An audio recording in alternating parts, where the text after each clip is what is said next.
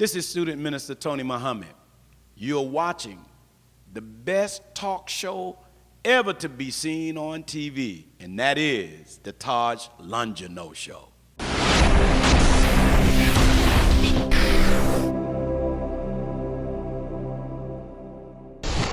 Welcome to another special edition of the Taj Longino Show. We are out here in LA, who's here for the Soul Fest, and I'm honored to have the privilege to speak with Brother Tony Muhammad, and I had to come out here and speak with you. How about you doing, sir? Man, Brother Taj, first of all, I want to thank you.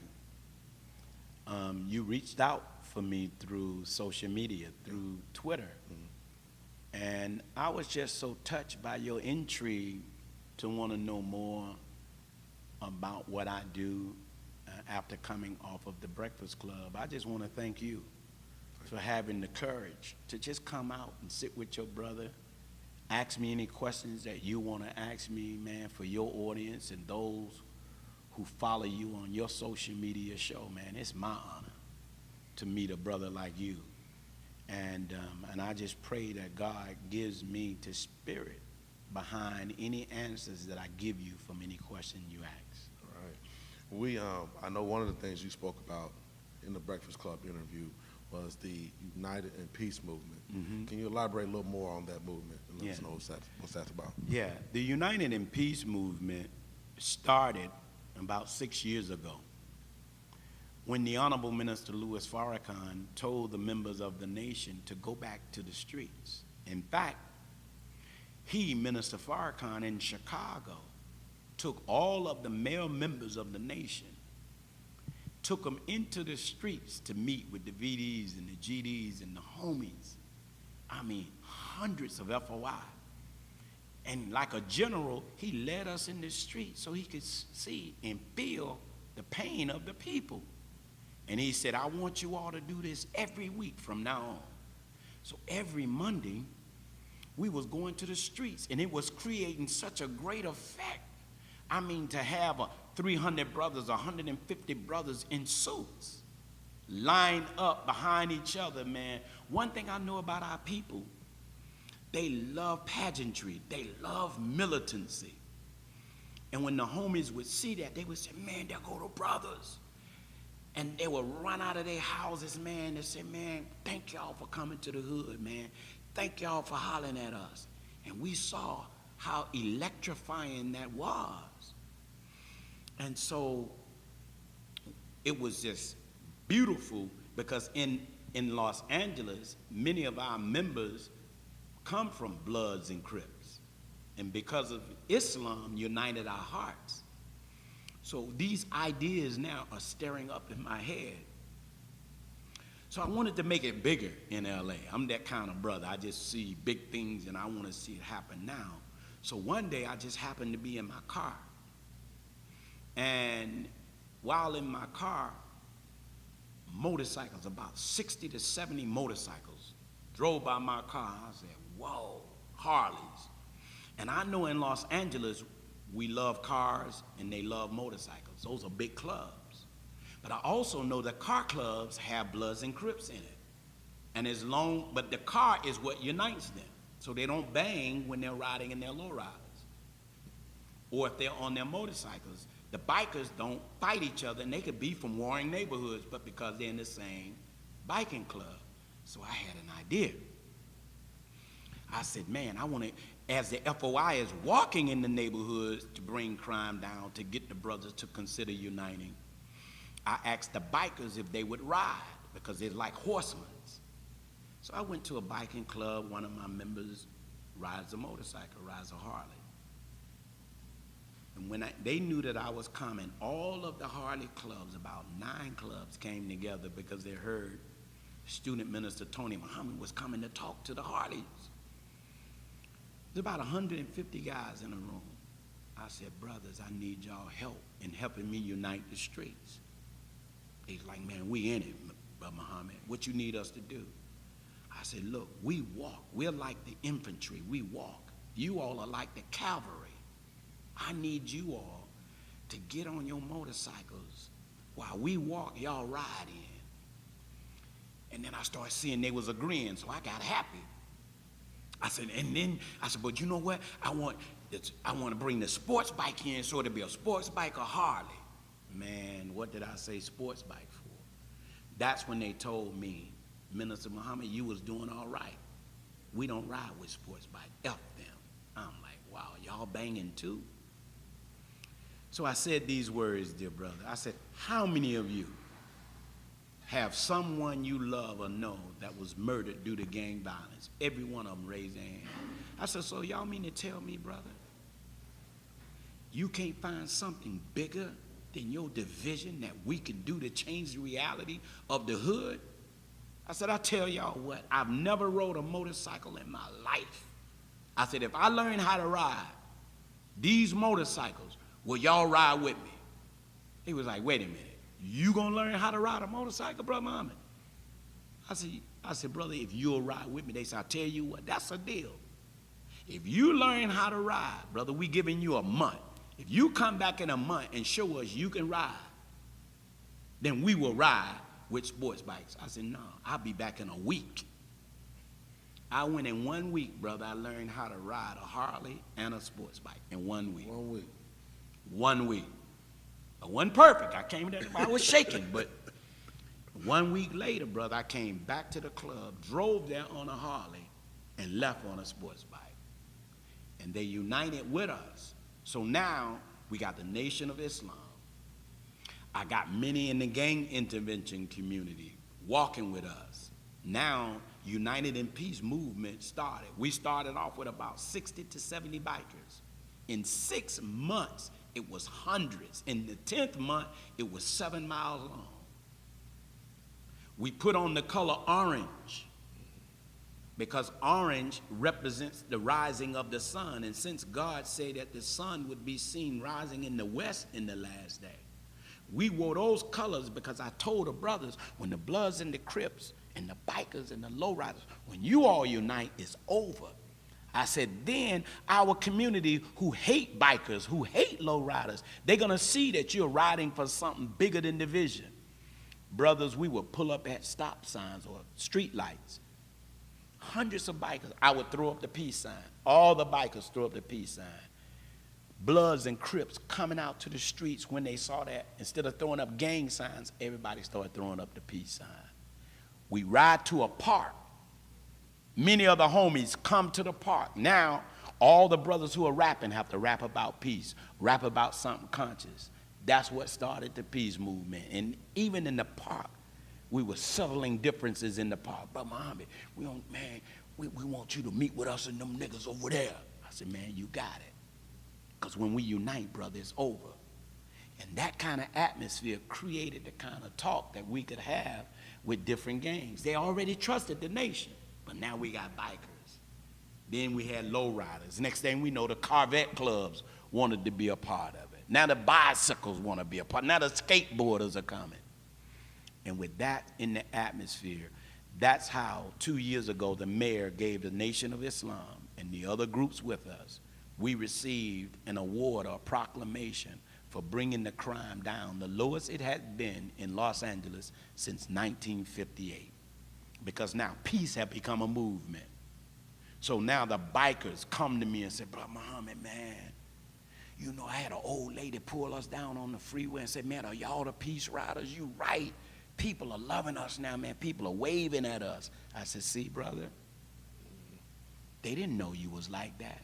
Now the community will protect you. The community ain't gonna let no police bother. They ain't gonna say, leave them bikers alone. Leave them low riders alone. And now, brother, the ride has been gotten so big, we've been doing it for 5 years. Now New York want us to come. Baltimore want to do it. Chicago wants to do it. Philadelphia wants to do it. Atlanta, Georgia wants to do it. Houston, Texas want to do it. So I'm about to go on a tour uniting all of the urban cities together, and we're going to be calling the homies to peace. That's what's about to go down. Minister Farrakhan, I watched a video where he made a statement that he said one rap is better, is more powerful. I believe he said one rap is more powerful than 100 sermons. Yeah, he actually said one good rap song is more powerful than 10,000 lectures. Yes, that's what he said. Yes, sir. How difficult, I know the Snoop Dogg's of the world and the E40s and the Freddie Gibbs, they want to make those conscious records, which they do. But they'll throw a record here, they'll throw a record there. But financially, I know it's very difficult for them to want to transition fully because financially it might take a loss. So how difficult will it be to achieve that task to get the artists to get back to those conscious raps on a consistent basis? Yeah. Well, the Honorable Minister Louis Farrakhan said time will dictate the agenda, and if you really look at it, it's happening. Jay-Z, he just dropped some serious stuff out there where it said, still a nigga. I'm OJ, I ain't a black man. Okay. Yeah. See? Where here, Jay-Z says in a rap song, you know why the Jews own everything? He talked about credit. This man now is teaching on such another level. And do you know, he didn't say nothing negative about the Jews, but they're upset with him now. Because he's trying to teach. Because he's trying to teach. That shows you they never wanted us to have knowledge. Who benefit? Who controls the music industry? The Jews. Who's benefiting from our division and ignorance? The Jews. Who's benefiting from us holding blocks of money up to our head but ain't buying no real estate with it? The Jews. See? And I'm saying to you, brother, I heard Minister Farrakhan say this because the Snoops of the world and many of the rappers was at his table and they were saying, Minister Farrakhan, we're going to change overnight. He said, no, sir, brother, don't do that.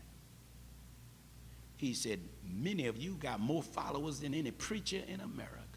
Don't turn overnight. Do it gradually. See? He said, it takes an aircraft carrier miles before it can make a complete turn. Because if it turns too soon, it'll throw everything over. He said, I don't need you to turn preaching tomorrow, but drop subtle truths. If you're going to call the black woman the B word, at the end of the song, call her a queen. See? Drop subtle truths. He said, then over time, in stages and degrees, then you turn the people slowly. He said, but time, white folks are going to do something to hurt our people. See? Then all of a sudden, you're going to see overnight the rap music is going to change, brother. Yeah, T.I. has made a shift in politics. Guess who T.I. talked to? Louis Farrakhan. Guess who Jay-Z talked to? Louis Farrakhan. And then what I love about the minister, he don't want them going out telling people, see, you can't keep telling white people when we meet, who we meet with. Sometimes we talk too much, see? But they're getting guidance and they're getting instructions now. And as they're dropping it out in the music, see, as Jay-Z is dropping out credit, dropping out, man, I should have invested in a building. The homies are listening. And just like the Italians, who was gangsters at first, the Irish, gangsters at first, just like they change, it's going to happen to us, brother. And then you're going to see our athletes come home, the Steph Currys. Now, they did, Colin Kaepernick, he's no longer in the NFL because he took a stand. Somebody gonna rap about that. Yeah, he took a stand, and so even with social media, social media is very powerful. It's just almost as powerful as a positive rap record. What is your advice to the artists on how to handle their social medias, which is just as powerful as their records, if not sometimes more powerful? Some artists are more powerful because of their social media posts versus the records that they put out. Well, see, brother, the dragon. When you read in scripture about this dragon, and this dragon opens up his mouth and out comes a flood. See, they've been controlling the propaganda. Thank God for social media and the smartphone now. Because I can report an incident in the hood with my iPhone better than ABC, NBC, and CBS. Now Snoop got 15 million followers. He don't need none of them to talk to his people. Just like what you and I are doing right now. This interview put out over social media will be more powerful than any interview that would have been had on ABC, NBC, and CBS because they feeling us. We got swag in what we do. So you're right. And this is what the minister have said. It was social media that drove the Million Man March. It was social media that drove Justice or Else. See? So now, dear brother, social media is the power of media today. Our artists do not need Interscope no more. They don't need RCA records anymore. They can bypass them and go straight to the consumer. That's how power. They're beginning to wake up. They are beginning to realize it. Don't expect it overnight, but I'll tell you, in the next 10 years, you're going to see unity among athletes, among musicians, among the streets like you never have before. And I believe that the Jay-Z's of the world, the T.I.'s of the world, the Kanye West of the world, they may be fighting, they may be whatever right now, but I believe real soon they're going to start opening up manufacturing plants. They're going to start opening up grocery stores. They're going to start opening up restaurants. And then we're going to change how we hire. In fact, if you got the worst record, get hired first. That's about to happen. These brothers, they're ready, brother. They just need a unifier. And that's who Minister Farrakhan is. He's a unifier. That's what my role is to keep them together. Come on, homies. Make your word your bond. See? How's the nation been successful in unifying the streets, unifying the youth, lowering the crime rate? That is, you got politicians who can't do it. You got law enforcement who can't do it. Even law enforcement that do care, because everybody's not, it's not all bad cops. You've got some good cops out there. So how has the nation been so successful in bringing this unity together? Because the founder, the man that came from the East, Master Farrakhan Muhammad, the one that taught the Honorable Elijah Muhammad, who taught Minister Farrakhan. See, brother, our work have always been in the streets. I came out of a drug culture, a lifestyle of ill repute. The Nation of Islam reaches the worst of our people.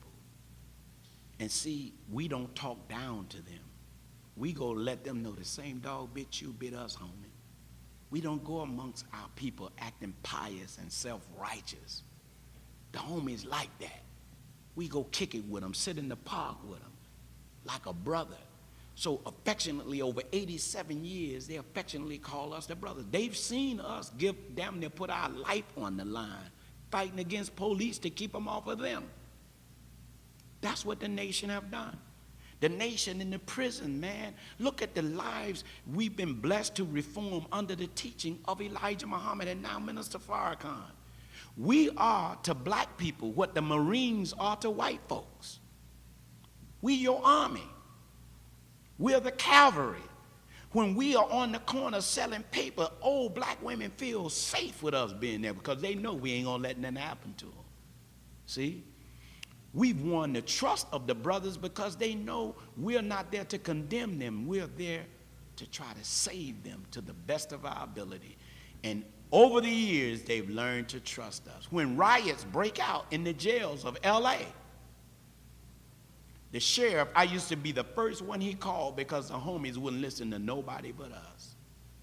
And I take that as an honor, brother. And I pray to God that I never violate the trust that the streets have with us. And lastly, they know we don't care if they never join the nation or not. We want to see black on black unity, black on black love. Matter to us if a brother never come to the nation or not. It matters to us if can we be in unity together, brother. Can we support each other? If you open a store, we're going to patronize you. That's the power of the Nation of Islam, brother. And everybody know it. And athletes and entertainers are becoming less afraid to say that they have a relationship with us.